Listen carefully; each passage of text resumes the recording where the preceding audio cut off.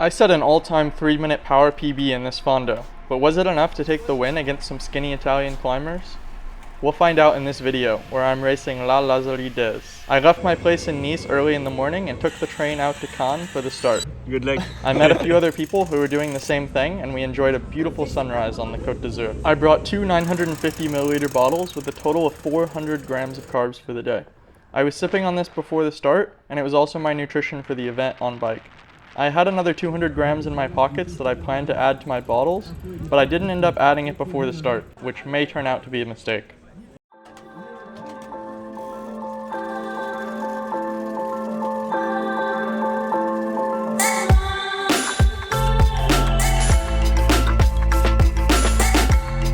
We started just outside of Cannes, and the parkour for today is 164 kilometers with 2,500 meters of climbing. This first section of the route is neutralized along the coast here as we're leaving Cannes. And then shortly after that, we turn inland and we head towards the first climb of the day.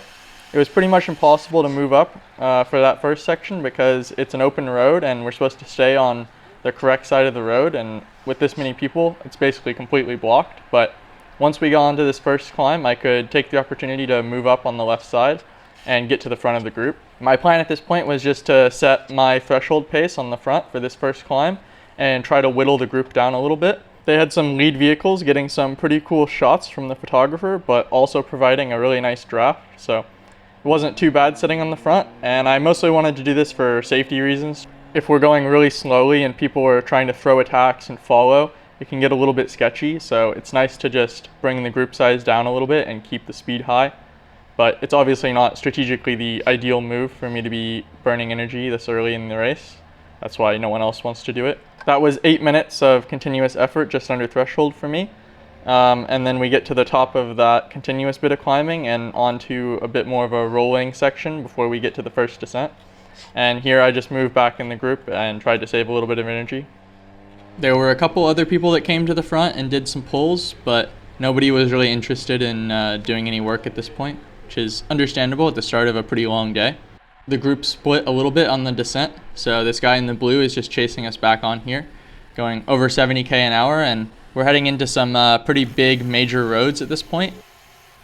These two guys in the light blue kit are from Officine Matteo. If you've seen my previous video on the Madon Pay Fondo, they're this Italian Gran Fondo team that show up to most of the events around this area, and they have some of the strongest guys in every event they do, so they're always guys to watch out for. So we have 72 and 73, Nicola Calipa and Federico Borella, two very Italian men who are going to make my life quite difficult today. This flat section before the first big climb was super easy, 38 kilometers an hour, 222 watt. It was pretty much not pedaling in the wheels, and then there were a couple times when people did attacks and I had to go to the front and try to close it down. And the Officine Matteo guys were also going on the front a little bit here. You can see just trying to leave the gap open. I'm not going to close that one for sure.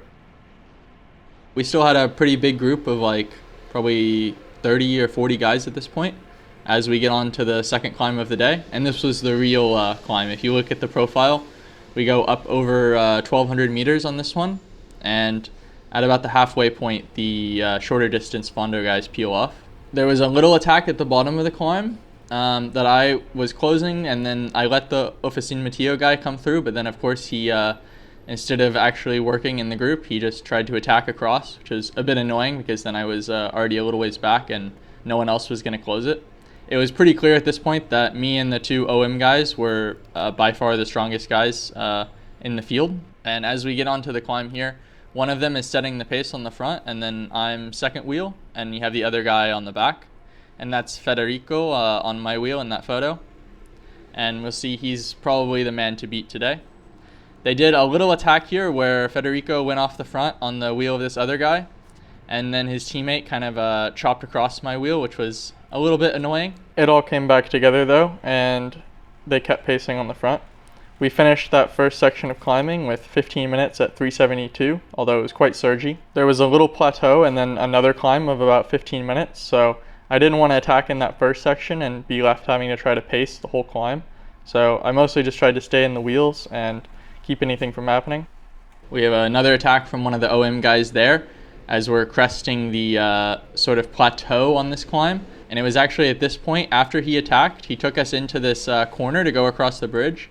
And I unfortunately didn't get any footage of it, but this is where I decided to launch my attack. So right after we came around that bridge and through the corner, I used the elastic effect of the corner to basically just pin it on the gas, and it was already so stretched out that it pretty much exploded the group. And you can't see behind me right now, but if you look into the shadows on my wheel, you can see there's, it's pretty strung out back there, and I knew I was making them suffer. We had a little bit of a tailwind, cross tail, so I felt like it was a good place to attack, and I was feeling pretty solid at this point. And now if you see the shadows, we only have 2 guys on my wheel. So this is Federico, one of the OM guys, and then another guy, I'm not sure what his name was, but we were 3 at the front now. And I thought for sure that Federico was going to make me work and not do anything at this point, because he still had his teammate behind, but actually it seemed like he was happy to come through and pull. I think they don't always work necessarily as a team. It's more individual in a lot of these fondos, which is fine by me, because normally in a road race, if your teammate's behind, you would definitely not be pulling on the front here, but he seemed happy to do so. You want to work?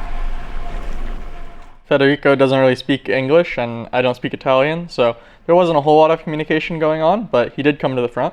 This is the town where the lower distance Fondo guys go down, but we have to keep going up. So that was the plateau, and now we're back onto another sustained climb of about 15 minutes.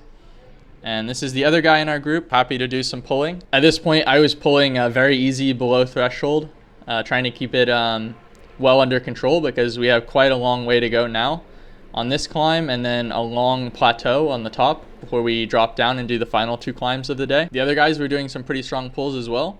So I knew Federico must be feeling pretty good, because I had basically just exploded the entire group and dropped his teammate, and he seemed still happy to pull. But at this point I saw that Nicolas was coming back, and so as soon as he got back to the group, I hit them with an attack, because I did not want to have to deal with the 2 OM guys having numbers in a group of just me and those 2.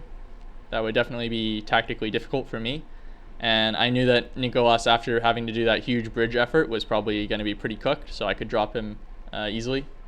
And he was immediately off the wheel, and we came around this corner and I gave it another push just to make sure that he couldn't come back, and that got rid of the other guy as well.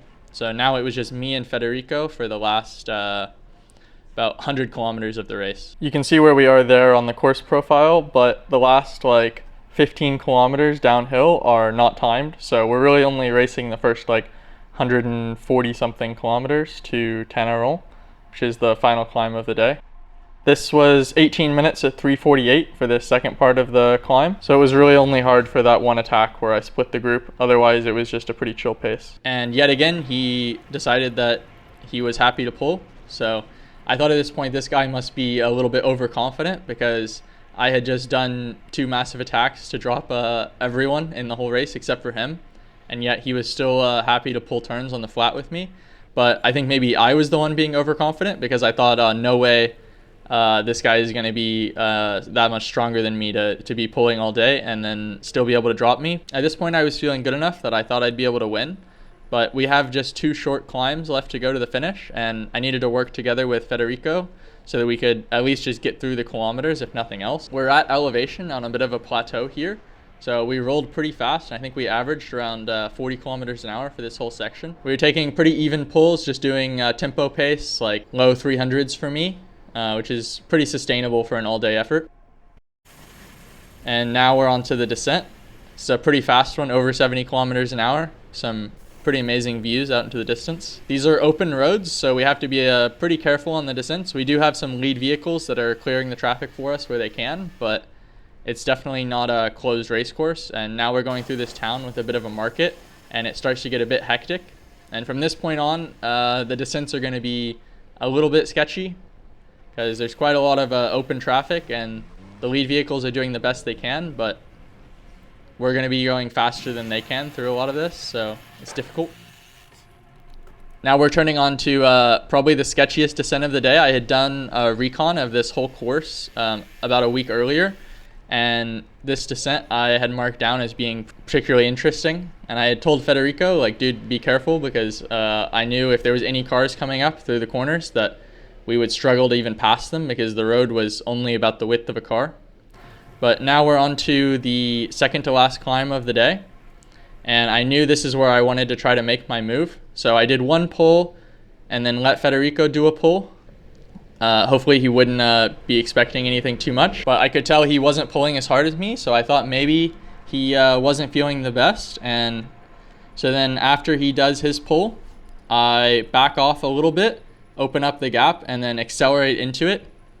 And at this point I do basically just a max out effort to the top. Unfortunately, the point that I chose to attack was actually a little bit of a flatter section on the climb, which was nice that I was able to build up a lot of relative speed, but it meant that he had a much bigger draft benefit. I actually did my best all-time 3-minute power here, 493 watts, which isn't much. I don't do a lot of short efforts. I was a little bit surprised that he was able to hang on at this point, to be honest. That was kind of my only card to play, so once I had done that effort and I was feeling pretty gassed, I wasn't sure where I was going to be able to go to win from here. And at this point, we're over 3 hours into the event, and I had pretty much finished all of my water and carbs, so I didn't really have anything left for the rest of the event. The mistake that I made is when I planned out my fueling, I didn't really think about the hour and a half, 2 hours between when I got on the train out to go do the event and when I was actually going to start the race. So I didn't quite bring enough, and yeah, I was starting to feel definitely low on carbs at this point as we go into the final climb. I'm just following Federico's wheel, and at this point, my only real tactic is just to hang on and see what we can do, because it was clear at this point he was definitely feeling good. We're not actually going that fast here, but I was feeling on the limit. It was pretty late in the day, totally exposed to the sun, and really hot on this climb. And you can see Federico's in the drops doing some ungainly pedaling, but it's kind of working for him. And I'm just opening up a little bit of a gap here. I'm a little bit annoyed at how close the lead vehicles were to him. They're like 4 or 5 meters in front of him, which when we're going over 25 kilometers an hour, that's quite a big draft. So I don't know. It's not my favorite, but in any bike race, the lead vehicles play a pretty big part. At this point, I'm just maybe half a meter off the wheel, and then he gets out of the saddle for another little acceleration. I try to follow, and the elastic just starts to open here a little bit. We're going almost 30k an hour, so to get dropped off the wheel here is, yeah, it's not the best, but I was pretty cooked. You can see my heart rate's 169. That's not my max, but that's pretty high for me, and I was completely out of carbs and starting to feel the bonk pretty bad at this point. We had only been doing 380, 390 watts, which should be pretty easy for me since that's below threshold. Oh, I'm cooked. This guy is really strong. I'm totally out of carbs as well. And I could still see him pretty far in the distance here and see the lead vehicles for quite a while. That's them going around that corner there. But I definitely wasn't closing any gap, although it was expanding fairly slowly. But at this point, I was pretty cooked physically and mentally. So I was just trying to hold some kind of tempo up to the top. And finally, I get to the top here. I did that last climb with a somewhat embarrassingly low 366 watts, which should be very easy, but I was totally cooked. So it was all I had. Ended up finishing with a 58-second gap to Federico and came over to congratulate him here at the finish. Good job, man. You can see we had over a 7-minute gap to third place, which is his teammate, Nicola. At this point, I was really desperately looking for some water or food or anything. I expected there to be some kind of refreshment station at the top of this climb, because from here it's just a neutralized descent back down to the start. How do you do 4 hours on 2 bottles? Federico speaks a little bit of English, but not much. So I came over to ask him how he managed to do the whole event on 2 bottles, which I still don't really understand. Just finished the event. The descent back down to the start is not timed, so that was it. Got second place. Tough day, man. That guy is strong. I did a full gas attack on the second to last climb, but he could hold my wheel, and then yeah, he dropped me on the last climb. I was doing no power. I was doing below threshold on that last climb, but I was completely hunger flatted. I don't know how these guys do like 4 hours of full gas racing on 2 bottles, but yeah, I was completely out of water and carbs after like 3 hours. So I don't know, I tried the liter bottles this time. Next time I got to do the like hydration pack or something. I don't know. It's a little bit frustrating because I definitely think I could have done a lot more with proper nutrition. Now I'm super hungry, so I'm gonna get down this descent back to the start where there's some food. Overall, really cool event, beautiful riding, and yeah, good riding with that guy. He's Italian and speaks some English, but not too much. So he was waiting at the finish line for his teammate, I think. So I don't really want to wait around because they didn't have any food or water really at the top. Oh wow, I'm like massively bonked. Just trying to make it to the back to the start line, get some food. Oh man.